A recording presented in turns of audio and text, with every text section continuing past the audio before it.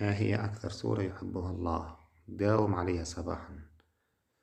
لسور القرآن فضل عظيم، ولكن هل تساءلت يوما عن أي هذه السور أكثر سورة يحبها الله تعالى؟ فأداوم على قراءة حبا لله تعالى.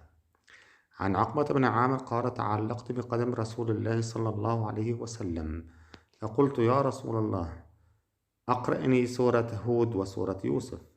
فقال لي رسول الله صلى الله عليه وسلم: يا عقبة بن عامر، إنك لم تقرأ سورة أحب إلى الله عز وجل ولا أبلغ عنده من قل أعوذ برب الفلق، وهي: قل أعوذ برب الفلق من شر ما خلق، ومن شر غاسق إذا وقب، ومن شر النفاثات في العقد، ومن شر حاسد إذا حسد. كما روي عن معاذ بن عبد الله بن خبيب بن أبي قال: خرجنا في ليلة مطيرة وظلمة شديدة نطلب رسول الله صلى الله عليه وسلم يصلي لنا. قال: فأدركته فقال: قل فلما أقل شيء؟ ثم قال: قل فلم أقل شيء. قال: قل فقلت: ما أقول؟ قال: قل هو الله أحد والمعوذتين حين تمسي وتصبح 3 مرات تكفيك من كل شيء.